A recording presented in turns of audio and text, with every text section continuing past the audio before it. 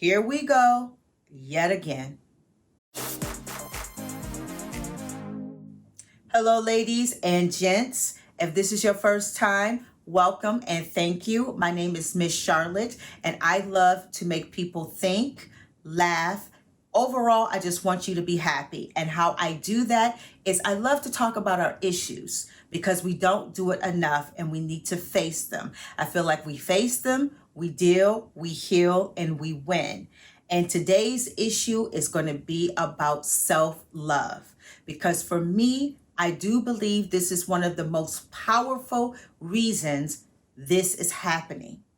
If you think about the KKK, you think about racists, you think about white supremacists, they really understand self-love. They love themselves. They love their culture. They want to preserve their culture and their race. They are united. They believe in one thing. They're not trying to be divided. They're trying to stay together. And because of that power of unity, because they're on the same page, they have the same mission of hate, that they're so powerful. And I can only speak to my community. I don't know about the other brown community. I can only speak to the Blacks and the African Americans. I do know that we suffer a lot from self-hate. There's so much self-hate in us. And yes, a lot of it is brainwashing because we've been brainwashed since slavery. But we got to figure out a way, people. We got to figure out a way to wake up, because if we don't wake up, this is going to continue to happen because there is power in unity. When a group of people believe in the same thing and want the same thing and get on mission for that same thing, they become successful. And this is why we have Gregory and Travis McMichaels. And don't forget about William Roddy Bryan. He is not off the hook. He is the guy that was in the car, videotaping everything. I think you can even hear him click his gun just in case he was ready. So he is definitely a part of all of this, and he needs to be in jail just like the rest of them. But the reason why those three were able to come together and successfully kill Ahmaud Arbery is because the self-love that they have for them and for their race, and they're on a mission, on one accord, with the same goal.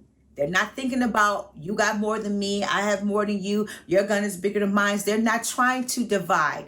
They're putting their powers and forces together to successfully fulfill their goal. And their goal is to kill as many that they hate. Their power of self-love, the power to preserve their race, is strong and is mighty and is organized. Where we as a people, we are so busy hating ourselves and hating each other, and we're killing each other, doing their job for them. We're killing each other, and we're killing each other for nothing. Sometimes we're killing each other over material stuff, over territory, gang relations. Just because you didn't like somebody or somebody said something to you wrong, we will kill each other like that. So we're not on mission.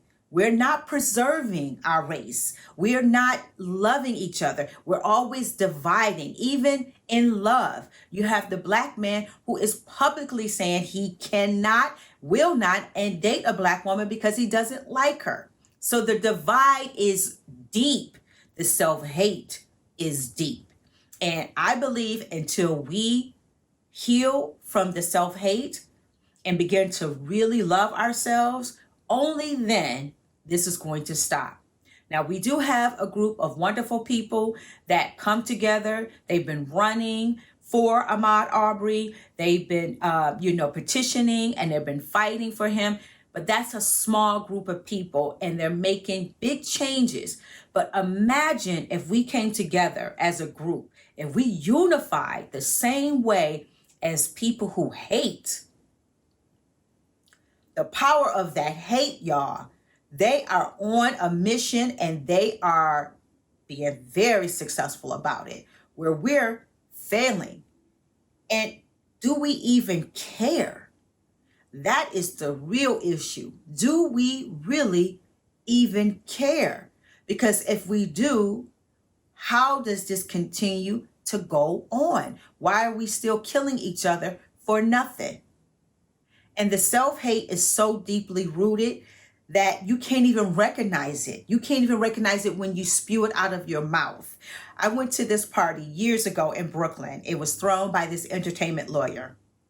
Very successful, and everybody and anybody was at this party, and there was different rooms that had different entertainments. You had like the dance floor, you had the bar, and then there was a room where you could just talk about issues. And so one of the topics was racism. And so everybody was nothing but brown people at this party. So everybody was talking about the racism, and, everybody was passionate about it, and they was just talking about all the issues. And I'm the type of person that I also want to talk about solutions. So I was like, okay, let's start, let's have a brainstorm.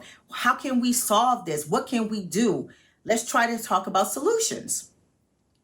So I remember one of the solutions that I had came up with, I was like, do you think maybe we need to get back to a segregated mentality where we're not forced, but we decide to do it by choice? Everybody here is successful. Everybody here has money. Why don't we just buy up some communities and make it our own community? We all just have the same kind of house. We shop with each other, have our own doctors, our own dentists, our own lawyer, our own shops, and we just keep our money within our community. When I tell you, the first thing that came out of somebody's mouth was, I don't want the same brownstone as yours. You don't want the same brownstone as mine? What does that have to do with what I'm saying? I know people want to be different and people want to be unique, but that goes to show you just how bad the divide is and how bad people just do not want to embrace each other and embrace the culture. It's like you want to be better than the next person. You definitely don't want to be in the same boat. And that's the difference between us and them. They don't mind being in the same boat. It's a boat of hatred. You don't see them arguing about your gun is bigger than mine. No, they bring all their guns together. They bring all of their hate, their self-love for their race, and their self-love for preserving their race. And that's what they do. And they stay on mission and they go out here and they win in a sense, meaning that they complete what they set out to do, where we can never even kind of just come on the same level to just say, let's just try this. In that room, at that party, I could not believe how much emotion came out of just saying, why don't we try this? It was like thinking about a solution was a problem. And that is seriously a problem, that you can't even think about a solution without getting angry. And then it got worse. So somebody else tried to chime in and they was like, well, you're not even from here. You're from Canada. But they were Black. But they were like, well, you don't understand. And then another person was saying something, well, you're Jamaican. So now I'm like, okay, so if one of these McMichaels was to see any of us, they wouldn't care if you was from Canada. They wouldn't care if you was from Jamaica, Brooklyn, Buffalo. They see brown, they see Black, and their mission is to take us out. So they will kill the Jamaican, the one that was from Toronto, and the one that was from Brooklyn. But here we are busy trying to divide when the enemy only sees one. So if the enemy could only see one, how come we can't see one? And that is what I want you to think about today. We're so quick to kill each other because of the self-hate. I mean, just taking it to another thing. I was watching this video where they were talking about Tekashi 6ix9ine. I don't really know his music, but I know a little bit about his stories from all the vlogs and stuff. And somebody wrote something in a comment that really hit me. They said, you guys are so busy, you gangsters. They said, you gangsters are so busy, ready to kill 6ix9ine, but Zimmerman is still out here. And that really hit me because I was just like, you know, if you're going to be a gangster and if you're about killing, I'm not saying, you know, two wrongs make a right, but just hear me out. If you're a gangster and you're about killing, I mean, where's your priority? Zimmerman, who chased down and killed a black boy for pure hate. You're not mad at him. You're not trying to figure out how you could take him out. But 6'9", you ready to take him out? And he didn't kill anybody?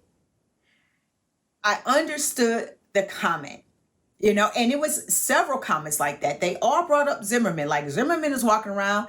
Zimmerman ain't dead. Ain't nobody killing Zimmerman. So why do y'all want to kill 6'9"? And that's just a small example of what I mean. As long as we continue to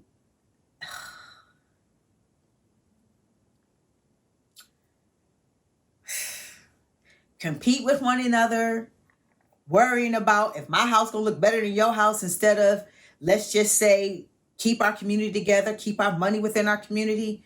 Instead of hearing that, you're so busy trying to outdo each other and being jealous. And let's just go there to just even the childish things.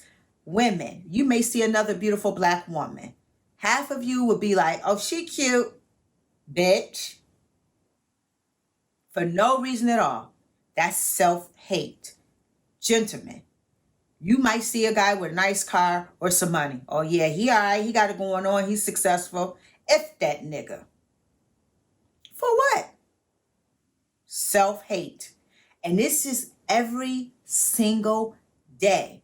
Are we getting better? Yes. I would say there's more women now who can compliment another black woman without any problem. I would say there's black men who can compliment another successful man without it being a problem, but it's not the mass. It's a minority. And that's what we need to flip the script. We need to get on the same page like they are on the same page. We need to be able to figure out how to love ourselves, get rid of this brainwashed mentality, love ourselves so that we can love each other and that we would want and desire to preserve our race, our legends, our communities. We got to get there, people. If we don't. So that's what I wanted you to think about today. If you understand what I'm talking about, give me a thumbs up. If you don't, thumbs down. We can agree to disagree. Please leave it in the comment section. Keep it cute or it will get deleted. Don't forget, subscribe to my channel and hit the notification bell because I upload videos on Wednesdays. Fridays, I upload videos from my TikTok journey or when I'm doing something silly. And then we have Sexy Saturdays. So each week there's a new video, Wednesday or Friday or Saturday. You don't want to miss that. So hit the notification bell. And until next week, I'll see you later.